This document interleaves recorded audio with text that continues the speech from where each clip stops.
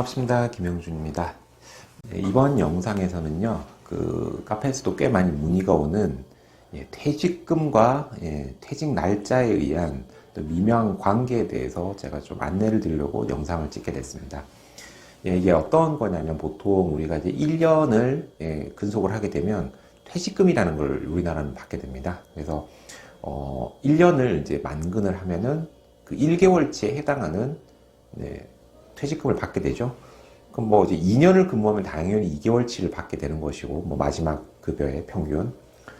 이제 1년 6개월을 근무하면 어떻게 되느냐인데, 1년을 일단 초과를 하는 시점부터는 뭐 1년 6개월을 근무하든 2개월을 근무하든 상관이 없습니다. 다 정산해가지고 이제 받게끔 돼 있어요. 근데 꽤 많이 이제 문제가 나오는 게 뭐냐면, 그 1년에서 하루가 모자라가지고 퇴직금을 못 받는 경우도 꽤 이렇게 발생하고 있다는 거죠. 그래서 그 부분에 대해서 불이익을 안 당하려면 어떻게 해야 되는지에 대해서 제가 좀 안내를 드리려고 합니다.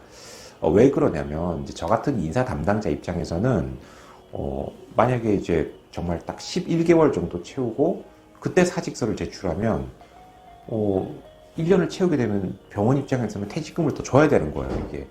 그래서 그 전에 퇴직을 시키면은 퇴직금을 합법적으로 안 줘도 되기 때문에, 제 입장에서는 그거를 알면서도 퇴직금을 지급하게 되면 이게 배임이 된다는 거죠. 회사에 어떤 해를 끼치는. 그래서 제가 인사 담당자의 입장에서 알려드리는 거예요.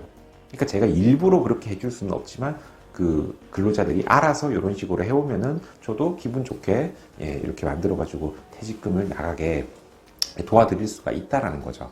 자, 그러면 이제 대표적인 게 예를 들면 여러분들이 꼭 기억해야 될 것들이 있습니다. 첫 번째는 퇴직일에 대한, 사직일에 대한 어떤 부분에 대해서 좀 명확한 정의가 필요해요. 그러니까 4월 1일에 입사를 해가지고 만 1년을 근무를 하려면요, 그 다음 해 3월 31일까지 근무를 하면 딱 만 1년이 채워지겠죠? 그럼 이제 퇴직일이 이제 언제가 돼야 되냐면은, 이거 많은 분들이 놓치고 있으신데, 4월 1일이 돼야 돼요. 3월 31일까지니까 3월 30일 퇴직일로 하겠습니다 라고 하면 안 된다라는 겁니다. 법적으로 그건요, 계속 근로기간의 이기를 퇴직일로 우리가 정의를 내리고 있어요. 그래서 퇴직일이 4월 1일이 돼야지만 3월 31일까지 계속 근무를 한 걸로 법적으로 인정이 되기 때문에 만 1년을 채우려는 분들은 내 입사날 이꼴 퇴직일이 이렇게 딱 돼야 된다는 거죠. 물론 뭐 1년 이상 근무한 분은 큰 상관이 없습니다.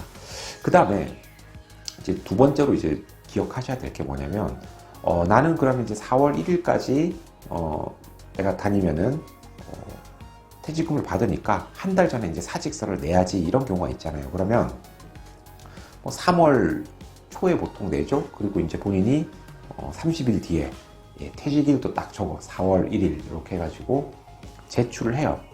그래서 내가 만약에 4월 1일 날 사직 처리가 그냥 딱 돼버리면은 뭐 아무 문제가 없는데, 문제는 이 사표에 대한 사직서 수리를 그 이전 날짜로 할 수도 있다라는 겁니다. 업체가, 기업이요. 그래서 뭐 예를 들어서 사직서는 받았는데 그러면 뭐 3월 15일까지만 근무하세요, 이렇게 해버리게 되면은 어쨌든 그때까지 정산을 하고 여러분이 이의 제기를 안 하면 상호 합의가 된 걸로 이제 돼버려요. 그러면 어차피 만 1년이 근무가 안 됐기 때문에 어떻게 합니까? 퇴직금이 없어요. 자, 그러면 이의 제기를 하는 거지. 나는 퇴직 날짜를 4월 1일로 했는데 왜 3월 15일입니까? 난 싫습니다라고 이의 제기를 할 수가 있어요. 그러면 방법이 그거죠. 그러면 3월 30일까지 하세요. 그리고 나머지 하루는 뭐죠? 일을 나오지 말고 거기에 대해서 보상 차원으로 그냥 급여를 지급을 해버리는 겁니다. 그렇게 해버리면 이의를 제기해도 어때요? 그냥 하루치 그냥 일당 놀고 받을 수 있는데, 역시 퇴직금을 합법적으로 못 받게 될 수 있다는 거죠. 그래서 이 부분에 대해서는 뭐 굉장히 법적 다툼도 많고 막 그럴 수 있는데, 제가 추천드리고 싶은 건 그냥 안전하게 하십시오. 안전하게. 그냥 내가 만 1년을 채우고 나서, 그리고 이제 뭐 그 이후에 사직서를 내가지고 뭐 언제 사직일이 결정이 되더라도 퇴직금에 대해서 불이익이 없게끔 내는 걸 추천을 드리고요. 그 다음에 이제 또 이게 있죠. 내가 퇴직 날짜를 4월 1일로 정했는데 그 이전에 하면 부당 해고 아닙니까? 라고 할 수 있는데, 부당해고는 이런 경우는 이제 성립이 되겠죠. 실제로 사직서를 수리했어요. 그래서 4월 1일까지 다녀.